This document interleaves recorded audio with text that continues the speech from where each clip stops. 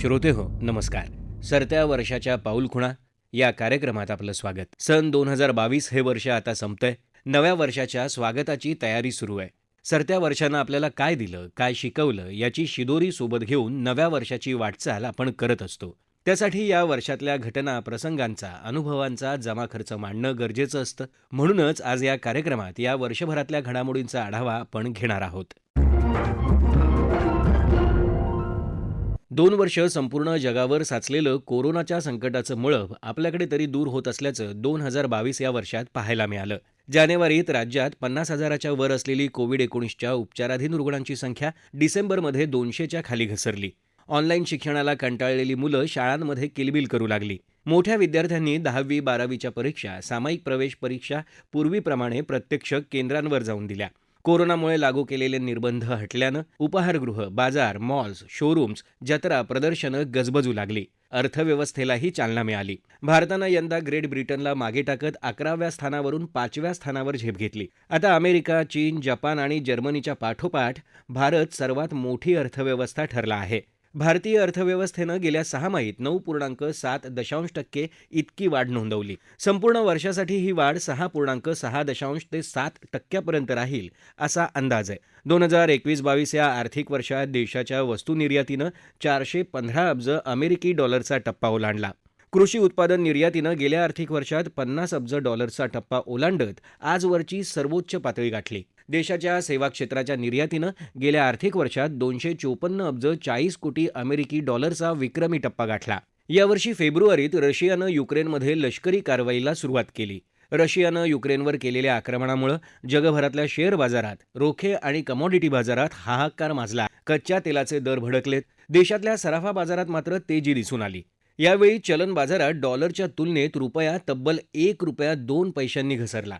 या आणि आर्थिक क्षेत्रातल्या इतर घडामोडींबाबत जाणून घेऊयात पत्रकार सचिन रोहेकर यांच्याकडून. वर्षाच्या सुरुवातीला म्हणजे फेब्रुवारीमध्ये रशिया आणि युक्रेन दरम्यान युद्ध सुरू झाले. या युद्धामुळे जागतिक पातळीवर तणावाचे वातावरण निर्माण झाले. परिणामी वस्तू व सेवांची पुरवठा साखळी विस्कळीत होण्यासह आंतरराष्ट्रीय बाजारात खनिज तेल दराने पिंपामागे $140ची पातळी गाठून चिंता निर्माण केली. महागाईमुळे जगभरातील अगदी विकसित मानल्या जाणाऱ्या देशांच्या अर्थव्यवस्थांचेही कंबरडे मोडून काढले. जगभरातील मध्यवर्ती बँकांनी महागाईवर नियंत्रण म्हणून व्याजदर वाढीला मग सुरुवात केली.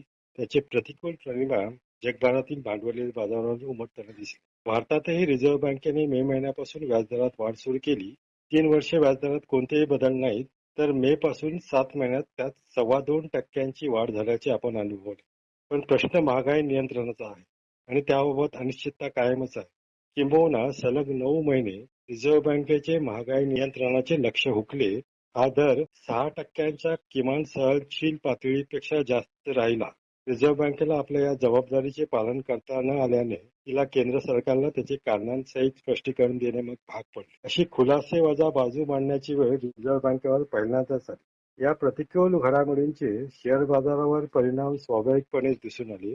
जून महिन्यात सेन्सेक्सने 50,921 अंशाची वर्षातील नीचांकी पातळी गाठली. मात्र त्यानंतर स्वतःचा सूच्यांक मोडत 28 नोव्हेंबर 2022 रोजी सेन्सेक्स 63,583 अंशाच्या ऐतिहासिक शिखर पातळीवर पोहोचला. चालू वर्षात ऑक्टोबर अखेरीस भारतातील डीमॅट खात्यांच्या संख्येने 10,40,00,000 अभूतपूर्व टप्पा ओलांडला. गेल्या वर्षीच्या तुलनेत डीमॅट खात्यांच्या संख्येत तब्बल 41% वाढ झाली. तेजीवर स्वार झालेल्या भांडवल बाजारातील पोषक वातावरणाचा फायदा घेत जानेवारीपासून 63 कंपन्यांनी प्रारंभिक समभाग विक्री म्हणजेच आयपीओच्या माध्यमातून 1,18,704 कोटींचा विक्रमी निधी गुंतवणूकदारांकडून उभारला आहे. मुख्यतः तंत्रज्ञानावर आधारित स्टार्टअप कंपन्यांनी तोट्यात असून देखील मोठा निधी उभारण्यात यश मिळवले. पेटीएम कडून समभाग विक्रीच्या माध्यमातून 18,300 कोटी रुपये तर त्या पाठोपाठ झोमॅटोने 9,300 कोटी रुपयांचा निधी उभारला. मात्र 2022 मध्ये तंत्रज्ञान समर्थ स्टार्टअपची बाजारातील कामगिरी एकंदरीतच सुमार राहिली आहे. पेटीएम पेक्षा मोठे आकारमान असलेल्या आणि मे 2022 मध्ये मोठा गाजावाजा करीत भांडवली बाजारात पदार्पण केलेल्या LICच्या समभागांनी देखील गुंतवणूकदारांची निराशाच केली आहे. गुंतवणूकदारांनी प्रत्येकी ₹949 किमतीला मिळवलेला LICचा समभाग सध्या ₹700 पातळीवर आहे आणि या समभागात निरंतर घसरण सुरूच आहे. जनसामान्यांच्या आर्थिक व्यवहारांच्या पद्धती वाढत्या डिजिटल प्रभावाने वेगाने बदलत आहेत. आधी नोटाबंदी, मग करोनाची साथ आणि केंद्र सरकारच्या रोकडरहित व्यवहारांना चालना देण्याच्या धोरणामुळे सर्व क्षेत्रात संपर्करहित व्यवहारांनी नवीन उच्चांक गाठले आहेत. नव्या युगाच्या रोकडरहित, कार्डरहित आणि संपर्करहित एक व्यवहाराचा आधुनिक पर्याय युनिफाईड पेमेंट इंटरफेस यूपीआयच्या माध्यमातून होणाऱ्या व्यवहारांमध्ये दिवसेंदिवस वाढच होत आहे. चाललेल्या ऑक्टोबरमध्ये यूपीआयच्या माध्यमातून तब्बल 730 कोटींहून अधिक व्यवहार पार पडले. त्याचे व्यवहार मूल्य 12.25 लाख कोटी रुपयांवर पोहोचले आहे. मे 2022 मध्ये सर्वप्रथम यूपीआयच्या माध्यमातून होणाऱ्या व्यवहाराने 10 लाख कोटी रुपयांचा टप्पा ओलांडला होता. क्रिप्टो करन्सी अर्थात कूट चलनाचा देशाच्या आर्थिक परिसंस्थेला धोका असल्याची रिझर्व्ह बँकेची कायम भूमिका राहिली आहे. म्हणूनच मध्यवर्ती बँकेने डिजिटल क्रांतीला साजेसे पुढचे पाऊल टाकले आणि central bank digital currency CBDC हे तिने जारी केलेल्या चलनी नोटांचे डिजिटल स्वरूप आहे. बहुप्रतीक्षित डिजिटल रुपीने अर्थात सीबीडीसीने प्रत्यक्ष रूप धारण करण्याच्या दिशेने आणखी पुढचे पाऊल टाकत 1 डिसेंबर पासून सीबीडीसीचे मर्यादित व्यवहार किरकोळ विभागासाठी खुले झाले. सरकारी क्षेत्रातील स्टेट बँक, खासगी क्षेत्रातील ICICI bank, yes bank, IDFC bank यांच्यामार्फत देशातील 4 शहरांमध्ये मर्यादित स्वरूपात डिजिटल रुपीच्या किरकोळ वापराला सुरुवात झाली आहे. बाजारातील तेजीचा फायदा म्युच्युअल फंड व्यवसायाला देखील मिळाला असून मावळत्या 2022 सालात म्युच्युअल फंडांच्या व्यवस्थापनाखाली एकूण मालमत्ता 40 लाख कोटी रुपयांवर पोहोचली आहे. अर्थात बँकेतील एफडी, आरडी अथवा पोस्टातील ठेवीच्या पारंपरिक मार्गांच्या पलीकडे जाऊन अधिक आकर्षक परताव्याचा पर्याय लोकांकडून शोधला जात असल्याचेही यातून दिसून येते. नोव्हेंबर 2022 अखेर म्युच्युअल फंडातील गुंतवणूकदार खात्यांची संख्या फोलिओची संख्या 14 कोटींच्या घरात पोहोचली आहे. तर एसआयपी खात्यांच्या संख्येनेही विक्रमी 6 कोटींचा टप्पा गाठला आहे. दरमहा 13,000 कोटींवर अधिक गुंतवणूक केवळ एसआयपीच्या माध्यमातून सुरू आहे. यातून ही गुंतवणूक शिस्तबद्ध, विचारपूर्वक आणि नियोजनाची जोड देऊन सुरू आहे.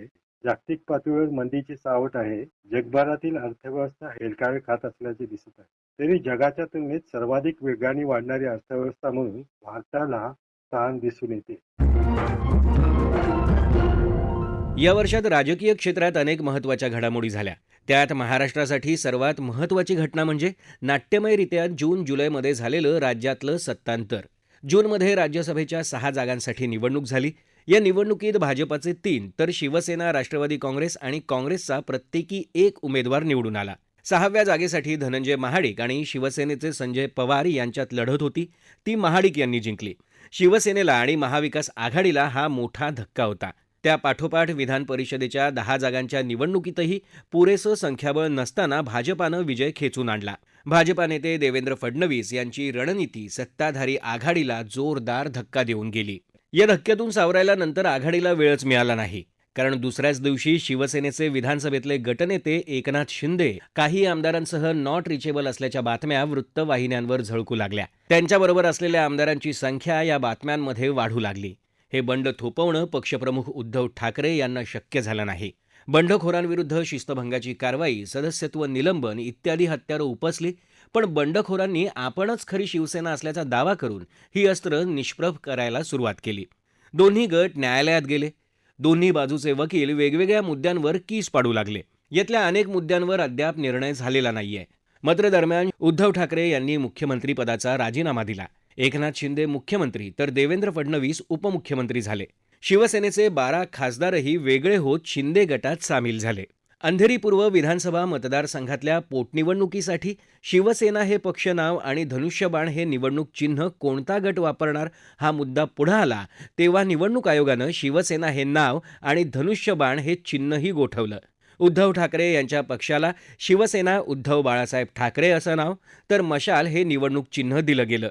तर मुख्यमंत्री एकनाथ शिंदे यांच्या पक्षाला बाळासाहेबांची शिवसेना हे नाव आणि ढाल तलवार हे निवडणूक चिन्ह दिलं गेलं. निवडणुकीसाठी ठाकरे यांच्या उमेदवार ऋतुजा लटके यांच्या विरोधात भाजपानं मुरजी पटेल यांना उमेदवारी दिली. नंतर भाजपानं माघार घेतली आणि ऋतुजा लटके मोठ्या मतफरकानं विजयी झाल्या. 5 जुलै 2021 रोजी निलंबित केलेल्या भाजपाच्या 12 आमदारांचं निलंबन अखेर या वर्षात सर्वोच्च न्यायालयानं रद्द केलं. यंदा काँग्रेसचे नेते खासदार राहुल गांधी यांनी सुरू केलेली भारत जोडो यात्रा महाराष्ट्रात आली तेव्हा काँग्रेस कार्यकर्त्यांबरोबरच समविचारी पक्ष आणि संघटनांनी त्याला चांगला प्रतिसाद दिला. मात्र काँग्रेसच्या काही बड्या नेत्यांनी यानिमित्त आपल्या पुढच्या पिढीला पुढे आणायचा प्रयत्न केला. यावर समाजमाध्यमांमधून टीका आणि नाराजीचा सूर उमटला. यावर्षी अतिवृष्टी, परतीचा पाऊस यांचा पिकांना बसलेला फटका, विमा कंपन्यांकडून भरपाई मिळत नसल्याच्या किंवा अत्यल्प मिळाल्याच्या तक्रारी, एसटी कर्मचाऱ्यांचा संप, ओबीसी आरक्षण, मराठा आरक्षण, महापुरुषांविषयी अवमानकारक वक्तव्य इत्यादी प्रश्नांवरून राजकीय वातावरण धगधगतं राहिलं. वर्ष संपत असताना महाराष्ट्र कर्नाटक सीमा प्रश्नही पुन्हा ऐरणीवर आला. सीमा भागातल्या मराठी भाषकांची गळचेपी होत असल्याचं सांगत विरोधी पक्ष आक्रमक झाला. विधिमंडळाच्या हिवाळी अधिवेशनात विरोधी पक्षांनी याबाबत सरकारला धारेवर धरलं. अखेर कर्नाटकाच्या भूमिकेचा तीव्र निषेध करत सीमा भागातल्या जनतेच्या पाठीशी ठामपणे उभं राहण्याचा ठराव राज्य सरकारनं मांडला. बेळगाव, विजापूर, बिदर, धारवार आणि कारवारमधल्या 865 मराठी भाषक गावांचा समावेश महाराष्ट्रात करण्यासाठी कायदेशीर लढा देण्याचा निर्धार मुख्यमंत्र्यांनी ठराव मांडताना व्यक्त केला. हा ठराव एकमतानं मंजूर करण्यात आला. देशात फेब्रुवारी आणि मार्चमध्ये 5 राज्यांमधल्या विधानसभा निवडणुका झाल्या. त्यात भाजपानं उत्तर प्रदेश, उत्तराखंड, गोवा आणि मणिपूरमध्ये सत्ता कायम राखली, तर पंजाबमध्ये आम आदमी पार्टीनं निर्णायक बहुमत मिळवलं. त्यानंतर गुजरात आणि हिमाचल प्रदेशात विधानसभा निवडणुका झाल्या. त्यात गुजरातमध्ये 182 पैकी 152 जागा जिंकून निर्णायक बहुमत मिळवत भाजपानं सत्ता कायम राखली. काँग्रेसनं 16 तर आपनं 5 जागा जिंकल्या. हिमाचल प्रदेशात मात्र भाजपाला पराभव पत्करावा लागला. तिथं काँग्रेसनं 68 पैकी 40 जागांवर विजय मिळवत सत्ता काबीज केली. भाजपाला तिथं 25 जागा मिळाल्या. यंदा राष्ट्रपती आणि उपराष्ट्रपती पदासाठीही निवडणूक झाली. राष्ट्रपतीपदी द्रौपदी मुर्मू तर उपराष्ट्रपतीपदी जगदीप धनखर यांची निवड झाली. यंदा काँग्रेसच्या अध्यक्षपदासाठीचीही निवडणूक झाली. त्यात पक्षाचे ज्येष्ठ नेते मल्लिकार्जुन खरगे यांची अध्यक्षपदी निवड झाली. 2022 या वर्षात भारतीय क्रीडा इतिहासातल्या काही सर्वोत्तम क्षणांची नोंद झाली. पुढची अनेक वर्ष स्मरणात राहतील असे विक्रमही या वर्षात नोंदवले गेले. काही दिग्गज निवृत्त झाले तर काही काळाच्या पडद्याआड गेले. भारतीय क्रिकेट संघासाठी हे वर्ष फारसं चांगलं ठरलं नाही. मात्र इतर खेळांमध्ये भारतीय खेळाडूंनी चमकदार कामगिरी केली. फिफा फुटबॉल स्पर्धेच्या रूपानं फुटबॉल प्रेमींना वर्षाच्या शेवटी मनमुराद आनंद लुटता आला. याचा लेखाजोखा मांडतायत क्रीडा पत्रकार संदीप चव्हाण. सुरुवात करूया नुकत्याच संपलेल्या फुटबॉल वर्ल्ड कपनं. मॅराडोनाचा वारसा सांगणाऱ्या मेस्सीनं अर्जेंटिनाला तब्बल 36 वर्षानंतर फुटबॉलचा वर्ल्ड कप जिंकून दिला. फायनलमध्ये त्यांनी फ्रान्सचा पेनल्टी शूटआउटमध्ये पराभव केला. फ्रान्सच्या बाप्पेने गोलची हॅट्रिक करत निर्धारित वेळेत अर्जेंटिनाविरुद्ध 3-3 अशी संघाला बरोबरी साधून दिली. पण त्याची ही कामगिरी संघाला विजय मिळवून देण्यास पुरेशी ठरली नाही. मेस्सी अर्थातच स्पर्धेतील सर्वोत्कृष्ट खेळाडू ठरला. बाप्पेने सर्वाधिक 8 गोल करीत गोल्डन बॉल पटकावला. तर सेमीफायनल आणि उपांत्यपूर्व फेरीत अर्जेंटिनाला पेनल्टी शूटआउटमध्ये जिंकून देणारा अर्जेंटिनाचा गोलकीपर एमी मार्टिनेज गोल्डन ग्लोव्हचा मानकरी ठरला. सर्वोत्कृष्ट उदयोन्मुख खेळाडू म्हणून एन्झो फर्नांडिसला गौरवण्यात आले. भारतीय पुरुष बॅडमिंटन संघानं 2022च्या मे महिन्यात दिमागदार कामगिरी करत थॉमस कप, ज्याला बॅडमिंटनमधील विश्वचषक समजलं जातं, तो पहिल्यांदा जिंकला. 14व्या अजिंक्यपद जिंकलेल्या इंडोनेशियाला भारतानं 3-0 हरवून इतिहास रचला. 2022च्या राष्ट्रकुल स्पर्धेत भारतानं अप्रतिम कामगिरी केली. भारतीय संघानं एकूण 61 पदकं जिंकली. त्यात 22 सुवर्ण, 16 रौप्य आणि 23 कांस्य पदकांचा समावेश होता. प्रथमच खेळल्या गेलेल्या महिला क्रिकेटमध्ये भारतीय महिला क्रिकेट संघानं रौप्य पदक जिंकलं. बॅडमिंटनपटू PV सिंधूनं या स्पर्धेत सुवर्ण पदक जिंकलं. पुरुषांच्या तेरी उडीत एल्डोस पॉलनं सुवर्ण तर अब्दुल्ला अबुबाकरनं रौप्य पदक मिळवलं. संकेत सरगरनं भारोत्तोलनात रौप्य पदक जिंकत भारताला 2022च्या राष्ट्रकुल स्पर्धेतील पहिलं पदक मिळवून दिलं. तर मीराबाई चानूनं भारोत्तोलनात सुवर्ण पदक जिंकलं. लॉन बाउलमध्ये महिला संघानं जिंकलेलं सुवर्णपदक भारताचं या क्रीडा प्रकारातील पहिलं पदक ठरलं. आणि त्यानंतर याच क्रीडा प्रकारात पुरुष संघानं रौप्य पदक जिंकलं. टेबल टेनिसमध्ये 4 पदकं जिंकणारा शरद कमल भारताचा सर्वात यशस्वी खेळाडू ठरला. बॅडमिंटन, टेबल टेनिस, कुस्ती आणि भारोत्तोलन या 4 खेळांमध्ये भारतानं सर्वोत्कृष्ट राष्ट्र होण्याचा बहुमान पटकावला. क्रिकेटमध्ये भारतीय पुरुष संघाला हे वर्ष फारसं चांगलं गेलं नाही. वर्षाच्या सुरुवातीलाच 15 जानेवारीला विराट कोहलीनं आपल्या टेस्ट कॅप्टन्सीचा राजीनामा दिला. वर्ष सरता सरता बांगलादेश विरुद्धच्या शेवटच्या वनडेत विराटनं आपलं विराट रूप दाखवत सेंचुरी टेकली. सप्टेंबरमध्ये दुबईतील T20 स्पर्धेत अफगाणिस्तान विरुद्ध त्याने नाबाद 122 धावांची वादळी खेळी केली होती. डिसेंबरमधील याच वन डे सिरीजमध्ये भारताला 2-1 अशी यजमान बांगलादेश विरुद्ध सिरीज गमवावी लागली आहे. 19 वर्षाखालील क्रिकेट विश्वचषकाच्या अंतिम सामन्यात भारतानं इंग्लंडचा 4 गडी राखून पराभव केला आणि चषक पटकावला. प्रथमच IPL खेळणाऱ्या गुजरात टायटन्सनं हार्दिक पंड्याच्या नेतृत्वाखाली इंडियन प्रीमियर लीगचं विजेतेपद मिळवलं. भारतीय क्रिकेट संघासाठी 2022 हे वर्षही ICC ट्रॉफीच्या प्रतीक्षेत गेलं. एवढंच नाही तर आशिया चषक स्पर्धेत विजेतेपद मिळवण्याचं भारताचं स्वप्नही अपूर्ण राहिलं. बांगलादेशसारख्या खालच्या क्रमांकावर असलेल्या संघाविरुद्ध एकदिवसीय मालिकेतही भारताला पराभव पत्करावा लागला. सुरेश रैना, रॉबिन उत्तप्पा, मिताली राज, झुलन गोस्वामी या क्रिकेटपटूंनी निवृत्ती जाहीर केली. महिला बिग बॅश लीगच्या 8व्या हंगामासाठी भारतीय फलंदाज जेमिमा रॉड्रिग्जला मेलबर्न स्टार्स या ऑस्ट्रेलियन 2020 क्रिकेट फ्रँचायझी संघानं याच वर्षी करारबद्ध केलंय. भारतीय हॉकी संघाचे माजी कर्णधार आणि गोलकीपर PR श्रीजेश यांची 2021 या वर्षातल्या उत्तम कामगिरीबद्दल world games athlete of the year म्हणून निवड झाली आहे. निखत झरीननं यंदाच्या जागतिक महिला मुष्टियुद्ध स्पर्धेत 52 किलो वजनी गटात सुवर्ण पदक जिंकलं. त्यामुळे मेरी कोम, सरिता देवी, जेनी आरेल आणि लेखा केसी नंतर जागतिक विजेतेपद जिंकणारी निखत ही भारताची 5वी महिला ठरली आहे. रुपल चौधरी या 17 वर्षीय धावपटूनं 20 वर्षाखालच्या जागतिक ॲथलेटिक्स स्पर्धेत यंदा 400 मीटर शर्यतीत कांस्य आणि 4x400 मीटर शर्यतीत रौप्य पदक मिळवून 2 पदकं मिळवली. तसं करणारी ती पहिली भारतीय ठरली आहे. नीरज चोप्रानं जुलैमध्ये जागतिक ॲथलेटिक्स स्पर्धेत 88.13 मीटरचा थ्रो मारत रौप्य पदक पटकावलं. या स्पर्धेत परत मिळवणारा नीरज हा दुसरा भारतीय तसंच पहिला पुरुष ट्रॅक अँड फील्ड भारतीय ॲथलीट ठरला. मणिपूरच्या लिंथोई चन्नाम्बम या 16 वर्षाच्या मुलीनं ऑगस्टमध्ये जुडोच्या जागतिक कॅडेट स्पर्धेत 57 किलो वजनी गटात ब्राझीलच्या रेस बियांका हिला हरवून सुवर्णपदक जिंकलं. हे विजेतेपद पटकावणारी ती पहिली भारतीय ठरली. BCCIशी करार केलेल्या महिला क्रिकेटपटूंना क्रिकेटच्या सर्व प्रकारात पुरुष क्रिकेटपटू इतकंच वेतन मिळेल अशी घोषणा याच वर्षी झाली. वेतन समानतेच्या या निर्णयाचं सर्व स्तरातून स्वागत झालं.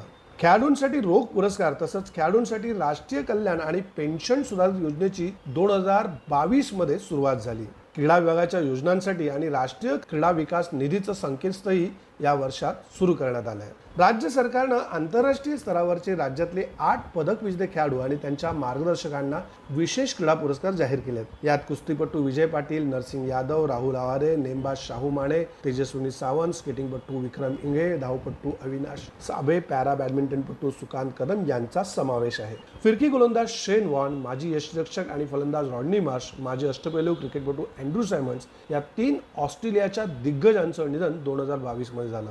पाकिस्तानचे पंच असद रौफ, दक्षिण आफ्रिकेचे रुडी कटजन हे 2 अंपायर तसंच एकदिवसीय क्रिकेटमध्ये पहिला गडी बाद करणारे ॲलन थॉम्सन हे ऑस्ट्रेलियाचे माजी जलदगती गोलंदाजही काळाच्या पडद्याआड गेले. भारतीय दिग्गज माजी हॉकीपटू चरणजित सिंग, वरिंदर सिंग, प्रसिद्ध माजी फुटबॉलपटू सुरजीत सेनगुप्ता, माजी फुटबॉलपटू नरेंद्र थापा, भारतीय फुटबॉल संघाचे माजी कर्णधार समर बद्रू, बॅनर्जी, ऑलिम्पिक धावपटू केनेथ पॉल यांचंही या वर्षात निधन झालं.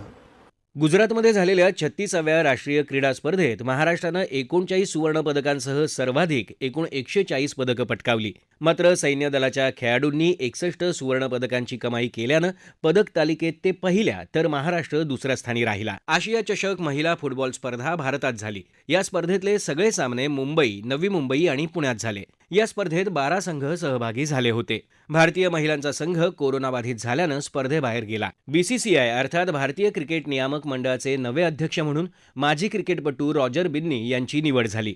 भारताच्या विश्वचषक विजेत्या संघातला खेळाडू पहिल्यांदाच या पदावर विराजमान झाला. 2022 सालचा मेजर ध्यानचंद खेलरत्न पुरस्कार टेबल टेनिसपटू शरद कमल अंचता यांना मिळाला. अश्विनी अकुंजी आणि धरमवीर सिंग यांच्यासह एकूण 4 खेळाडूंना क्रीडा क्षेत्रातल्या आजीवन कामगिरीसाठी ध्यानचंद जीवन गौरव पुरस्कारानं राष्ट्रपतींनी सन्मानित केलं. अर्जुन पुरस्कार यंदा 25 खेळाडूंना देण्यात आला. क्रीडा क्षेत्राचा यंदाचा द्रोणाचार्य पुरस्कार नियमित श्रेणीमध्ये 5 क्रीडा प्रशिक्षकांना तर जीवन गौरव श्रेणीमध्ये 3 प्रशिक्षकांना हा पुरस्कार प्रदान करण्यात आला. ॲथलेटिक्समध्ये आंतरराष्ट्रीय स्तरावर उत्कृष्ट कामगिरी करणारा महाराष्ट्राचा धावपटू अविनाश साबळे याला अर्जुन पुरस्कार तर क्रिकेट प्रशिक्षक दिनेश लाड यांना द्रोणाचार्य पुरस्कार प्रदान करण्यात आला. मनोरंजन क्षेत्रालाही यंदा मोठी चालना मिळाली. कोरोना काळात रखडलेले, तयार असूनही प्रदर्शित होऊ न शकलेले चित्रपट यावर्षी पडद्यावर झळकलेच, पण नवी निर्मितीही मोठ्या प्रमाणात बघायला मिळाली. नागराज मंजुळेचा बहुचर्चित झुंड हा चित्रपट यावर्षी प्रदर्शित झाला. Alia भट्टचा Gangubai Kathiawadi, Rishabh शेट्टीचा Kantara, R माधवनचा rocketry the Nambi effect, Aamir खानचा लालसिंग चड्ढा, विवेक अग्निहोत्रीचा द काश्मीर फाईल्स हे चित्रपट यावर्षी चर्चेत राहिले. मराठी चित्रपट आणि नाटकंही यावर्षी मोठ्या संख्येनं आली. याबाबत सांगतायत पत्रकार सौमित्र पोटे.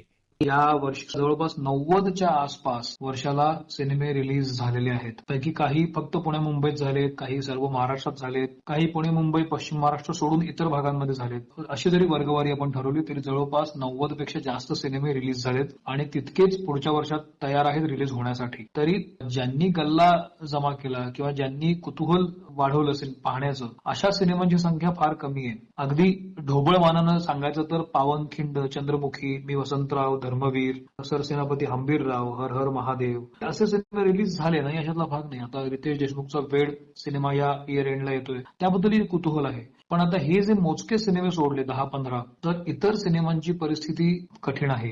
या वर्षामध्ये आपण एक दुसरी महत्वाची गोष्ट लक्षात घेतली पाहिजे की प्रादेशिक सिनेमा खूप चांगल्या पद्धतीनं ग्रो होतोय. म्हणजे मराठी सिनेमा, केवळ मराठी सिनेमा नव्हे तर थिएटरवर तुम्हाला कांतारा सारखा सिनेमा पण बघायला मिळाला आणि जो चालला. त्या सिनेमाचं केवळ बजेट 16 कोटी होतं. सिनेमा टिपिकल साऊथ इंडियन होता, पण तो लोकांनी बघितला कारण त्याच्यामध्ये कॉन्टेंट होता. हे झालं सिनेमांबद्दल. नाटकांबद्दल म्हणाल तर नाटकांबद्दल खूप उत्सुकता होती, कारण लॉकडाऊन नंतर नाटकं सुद्धा खूप चांगल्या पद्धतीनं आली. चांगली गोष्ट ही आहे की नाटकांना गर्दी होते आहे. विशेषतः पुणे, मुंबई, नाशिक, कोल्हापूर या पट्ट्यामध्ये नाटकांना गर्दी होते आहे. उर्वरित महाराष्ट्राचा विचार करायचा तर जी हौशी राज्यनाट्य स्पर्धा असते, त्या हौशी राज्यनाट्य स्पर्धेमध्ये सुद्धा खूप संघ भाग घेत आहेत आणि लोक चांगली गर्दी करतायत. विशेषतः प्रशांत दामले तर आता रंगभूमीवरचे बादशाह आहेत. ती जी नाटकं करतायत ती चालतात असं दिसतं. एका लग्नाची पुढची गोष्ट सारखं काहीतरी होतंय. तू म्हणशील तसे नाटक खूप चाललं, कारण संकर्षण कराडे, भक्ती देसाई त्याच्यामध्ये आहेत. आमने सामने नाटक लीना भागवत आणि मंगेश कदम यांचं चांगलं चाललंय. अलबत्या गलबत्यासारखं एक नाटक पुन्हा सुरू झालं. आपल्या सगळ्यांना माहितीये की वैभव मांगले त्यात काम करायचे, पण आता आणखी नवीन कलाकार त्याच्यामध्ये इन झालाय आणि तो हे नाटक पुढे नेतोय. पण एकूण नाटकाची जाहिरात बघता हे नाटकही चालतंय, लहान मुलांना त्यात रस आहे असं दिसतं. विजू माने यांनी सुद्धा घोस्ट जंगलाजी नावाचं एक नाटक आत्ताच सुरू केलंय आणि त्याला चांगला रिस्पॉन्स आहे. याशिवाय दादा एक गुड न्यूज आहे, उमेश कामत यांची मुख्य भूमिका आहे त्याच्यामध्ये. मी स्वरा आणि ती दोघं, याच्यामध्ये निवेदिता सराफ आहेत, इतर आणखी कलाकारही आहेत. तो ते नाटकही आता चालताना दिसतंय. सही रे सही सारखं नाटक जे आहे, जे इतके वर्ष सातत्यानं चालू आहे, त्यांनी 2022 सुद्धा आपलंसं केलेलं आहे. गोव्यात आयोजित 53व्या इफ्फी अर्थात भारतीय आंतरराष्ट्रीय चित्रपट महोत्सवात 79 देशातले 280 चित्रपट दाखवले गेले. इंडियन पॅनोरामा श्रेणीत 25 चित्रपट तर 19 कथाबाह्य चित्रपट होते. आंतरराष्ट्रीय श्रेणीत 183 चित्रपट बघायला मिळाले. ऑस्कर पुरस्कारांसाठी सर्वोत्कृष्ट चित्रपट या श्रेणीतल्या नामांकनांमध्ये टी.जे. ज्ञानवेल दिग्दर्शित जय भीमची निवड झाली, मात्र त्याला पुरस्कार मिळाला नाही. 68व्या राष्ट्रीय चित्रपट पुरस्कारांमध्ये मराठी चित्रपटांनी बाजी मारली. गोष्ट एका पैठणीची या चित्रपटाला सर्वोत्कृष्ट मराठी चित्रपटाचा पुरस्कार मिळाला. संगीत नाटक अकादमीनं 2019, 2020 आणि 2021 या वर्षांसाठी संगीत नाटक अकादमी पुरस्कार जाहीर केले. यात प्रसिद्ध शास्त्रीय गायिका मालिनी राजूरकर, आरती अंकलीकर टिकेकर, कथ्थक नृत्यगुरू डॉक्टर नंदकिशोर कपोते, शमा भाटे, अभिनेता प्रशांत दामले, दिग्दर्शक कुमार सोहोनी, कठपुतली कला प्रकारात पारंगत असलेल्या मीना नाईक यांना हा मानाचा पुरस्कार मिळाला. यावर्षी केवळ मनोरंजन क्षेत्रच नव्हे तर संपूर्ण देशातल्या लहान थोरांना शोकाकुल करणारी घटना म्हणजे सूरसम्राज्ञी भारतरत्न लता मंगेशकर यांचं निधन. तब्बल 7 दशकं सर्व थरातल्या गानरसिकांवर गारूड करणाऱ्या अलौकिक आवाजाची स्वामिनी 7 फेब्रुवारीला अनंताच्या प्रवासाला निघून गेली. मात्र त्यांच्या आवाजाची मोहिनी आजही आपल्या मनावर आहे. ती चिरकाल टिकून राहणार आहे. लावणी सम्राज्ञी आणि ज्येष्ठ पार्श्वगायिका सुलोचना चव्हाण, प्रसिद्ध संगीतकार आणि गायक बप्पी लहरी, रंगभूमीच्या सुवर्णयुगाचे साक्षीदार आणि ज्येष्ठ गायक अभिनेते पंडित रामदास कामत, कीर्ती शिलेदार, लोकशाहीर अमर शेख यांच्या कलापथकातल्या महिला शाहीर केशर जैनू चांद, पारंपरिक कोळी गीतांचे बादशहा लोकशाहीर काशीराम लक्ष्मण चिंचय, शाहीर मेघराज बाफणा, नृत्यगुरू पद्मविभूषण पंडित बिरजू महाराज, हिंदी आणि मराठी नाट्य चित्रपटसृष्टीतले ज्येष्ठ अभिनेते रमेश देव, वत्सला देशमुख, रेखा कामत, मोहनदास सुखटणकर,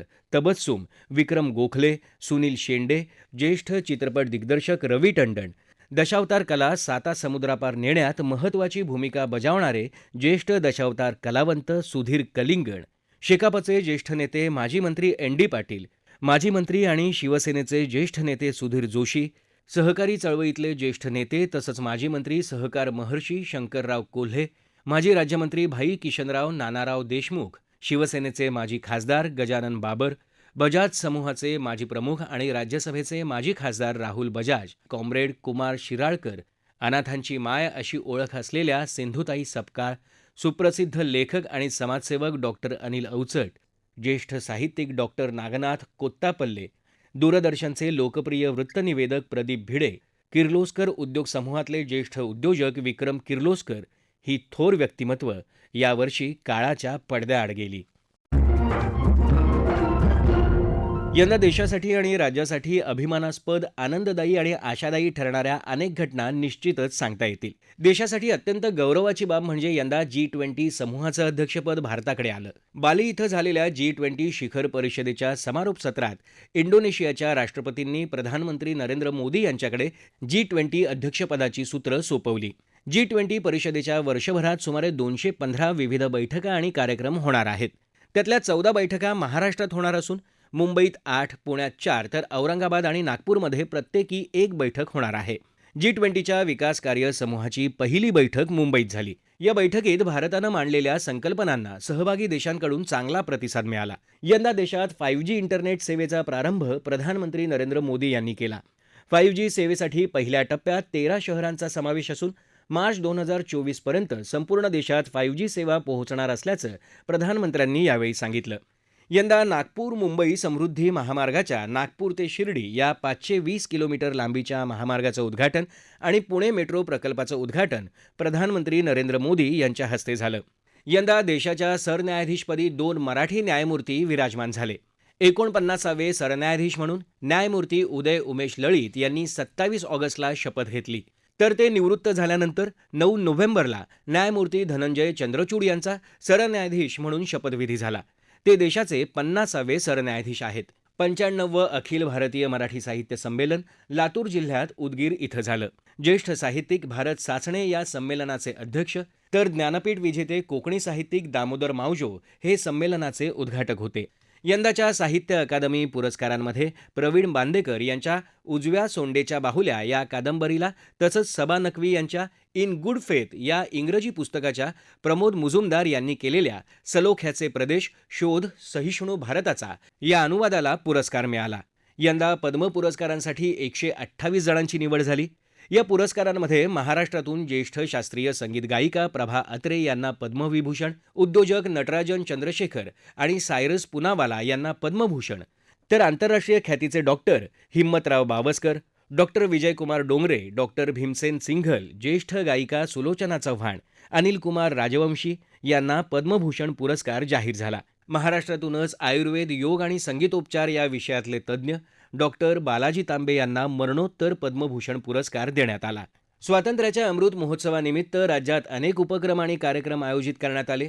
महत्त्वाचं म्हणजे या निमित्तानं राज्य सरकारनं 75,000 पदांची भरती मोहीम सुरू केली. ही या वर्षाची मोठी भेटच म्हणावी लागेल. सरत्या वर्षातले हे आनंदाचे, दुःखाचे, अभिमानाचे क्षण, कटुगोड आठवणी आणि या वर्षानं दिलेले धडे गाठीशी बांधून आपण नव्या वर्षात प्रवेश करणार आहोत. या संचिताच्या बळावर नव्या वर्षात आपले सर्व संकल्प पूर्ण होत आणि 2023 हे वर्ष सुखासमाधानाचं जावो हीच सदिच्छा. याबरोबरच सरत्या वर्षाच्या पाऊलखुणा हा कार्यक्रम संपला. हा कार्यक्रम आकाशवाणी मुंबईच्या प्रादेशिक वृत्त विभागानं सादर केला.